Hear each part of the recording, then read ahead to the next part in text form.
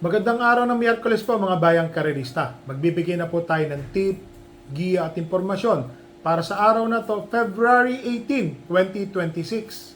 Tara!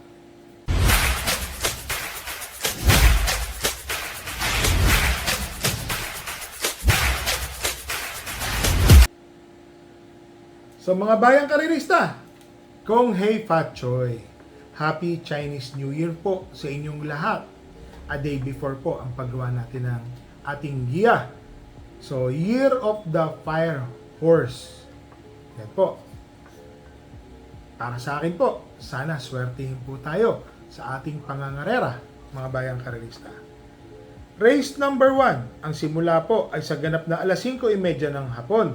Pakita ko lang po muna ang ating kopya.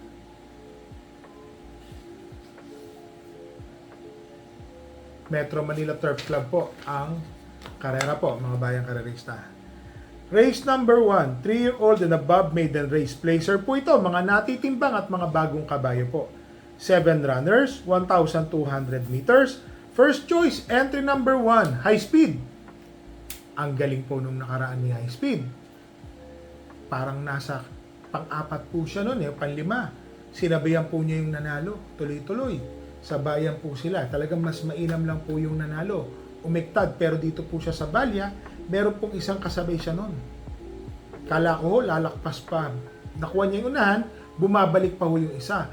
Pero si high speed pa rin po ang nakakuha ng segundo. Ang inam po ng tinakbo. At pinakita, 1.14 po ata, o parang 1.13 medya yan. Napakainam po. First choice.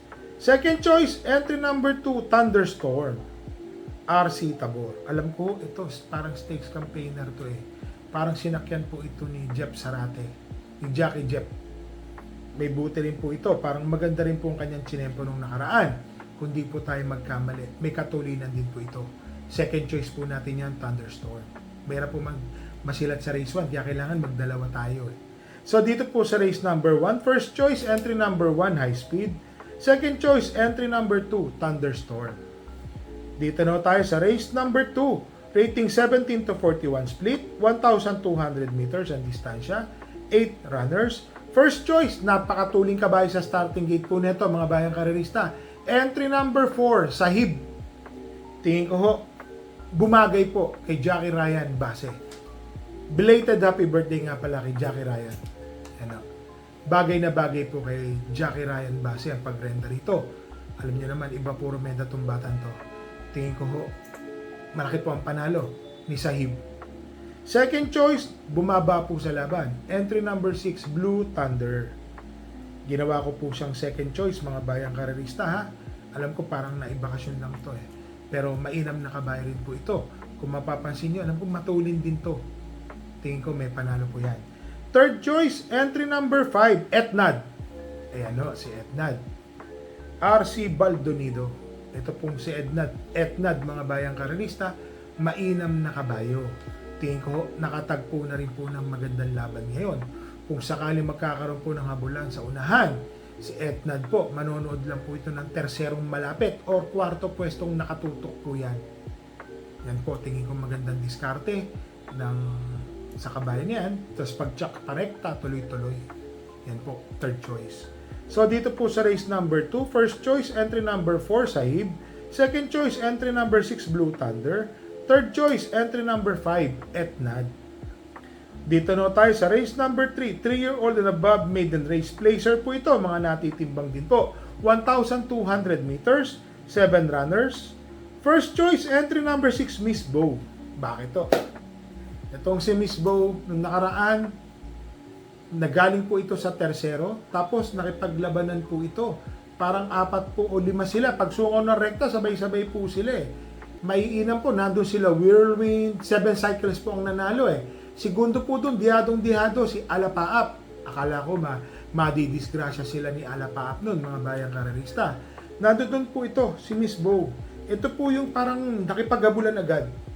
Pero 5 po sila noon eh. Pero siya po yung ratratan agad nun. Alam ko parang tersero siyang nasa unahan. Kaya lang pagsungo ng rekta, 5 po sila. Yun yan, dumating nga po si Alapaap, nanalo pa rin po yung Yamato 7 cycles. So dito po sa race number 3, Entry number 6, Miss Bo. Sosolohin ko po yan. Para po sa akin, 1 for the day ko po yan. Panolo po sa akin yan. Entry number 6, Miss Bo. So dito na tayo sa race number 4, rating 42 to 56 split, 1,200 meters, 8 runners. First choice, entry number 5, Sing a New Song. Baka sakaling mapabayaan po sa unahan si Sing a New Song. Kaya po ako gumaganon kasi lalayo po ito. Alam naman natin si Sing a New Song, mainam na kabayo. May tempo po ito na 1.25 sa 1.4. Sa 1-2, siguro maning-mani po sa kanya yung 1-12 hanggang 1-13 medya. Para sa akin po, Sing a New Song, first choice. Second choice, entry number 6, Dakota Elegance. Yan o, imported na kabayo. Dakota Elegance, YL Bautista. Medyo madidihado pa po ito. Pero tingin ko, malaki din po ang panalo ni Dakota Elegance. Second choice ko po siya. So, dito po sa race number 4, first choice, entry number 5, Sing a New Song. Second choice, entry number 6, Dakota Elegance. Dito na tayo sa race number 4, rating 42 to 56 split, 1,200 meters, 8 runners. First choice, entry number 8, Warhammer. Pasensya na ho, may liga ho, malapit po kami sa basketball court. Meron pong liga ngayon na nagaganap, kaya maingay ho. So, first choice po, entry number 8, Warhammer. Ito pong si Warhammer, consistent po na nasa timbangan. Segundo, tersero, segundo, yan po. Tingin ko ho, mag-uumento na po ito. Tingin ko ho, nakatagpo po ng magandang laban si Warhammer. Pabs Caballero po ang papatong, first choice po natin yan. Second choice, entry number 6, Durian. John Alvin Guse ang sasakay. Ito pong si Durian, isang matulin din pong kabayo ito.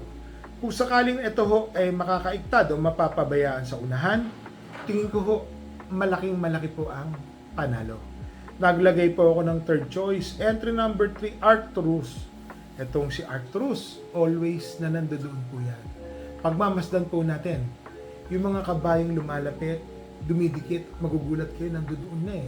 Yun lang talagang kung malakas ang laban, nawawala. Pero yung check niya, tamang timing lang po ang tawag ko dyan. So, para sa akin po, third choice, entry number 3, Arcturus, may panalo po yan. So, dito po sa race number 5, first choice, entry number 8, Warhammer. Second choice, entry number 6, Durian. Third choice, entry number 3, Arcturus. Dito na tayo sa race number 6, rating 17 to 41 split, 1,200 meters, 8 runners. First choice, entry number 7, Popoy and Basha. Popoy and Basha, mababa na rin po sa laban. Nung nakaraan ho, tingin ko nagpagpag ng kalawang. Para po ito. Ito po, alam ko, new horse owner po ito. Si Mr. Melvin, parang Melvin Raimundo, parang ganun po. Correct me if I'm wrong. Alam ko pati dito po yung malapit sa amin. Dito po siya sa katabing bayan. Ubando, Bulacan. Yan po. So para sa akin po, Popoy and Basha, if a first choice ko po yan, tingin ko may panalo po yan. Second choice, entry number 3, Make a Difference. Itong si Make a Difference, mga bayang karerista, John Alvin Guse. Malaki po ang panalo nito, mga bayang karerista. Alam naman natin na si Make a Difference is mainam na kabayo. So maganda po ang kanyang numero. Kung tignan po natin, para sa akin po, malaki po talaga ang kanyang panalo. Naglagay po ako ng third choice. Itong kabayo na to, pwede po itong mauna at pwedeng sumunod. Entry number 4, sama po natin yan, Makiboy. IL Aguila yung hinete. Ito pong jockey na to, siya pong may kabisado rito kay Makiboy. Sama po natin yan. Magandang dihado po yan, mga bayang karerista. So, dito po sa race number 6, first choice, entry number 7, Popoy and Basha. Second choice, entry number 3, Make a Difference. Third choice, entry number 4, Makiboy. Pasensya na po ulit. Maingay talaga sa court. So, dito na po tayo sa race number 7, rating 42 to 56 split, 1,200 meters ang distansya, 8 runners. First choice, entry number 1, Stay Funny. Ayan o, nakababa po sa laban. Rating mababa na po ito, rating 43. Sa mga nagtitipid, kailangan na po sigurong solohin to. Pero ako, dahil paratingan po, maglalagay po tayo ng proteksyon. Ang po proteksyon ko po, entry number 3, Gentle Force. Minus 3 kilograms, 51 po ang kanyang dadalhin. Ito pong si Gentle Force, mga bayang karerista.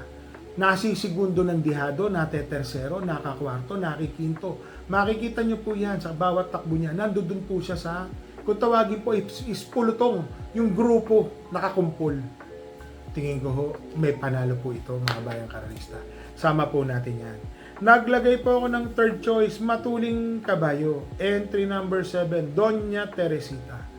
Baka bumagay po siya dito sa pista actually sa pista po talaga ng Malbar siya nagpapanalo.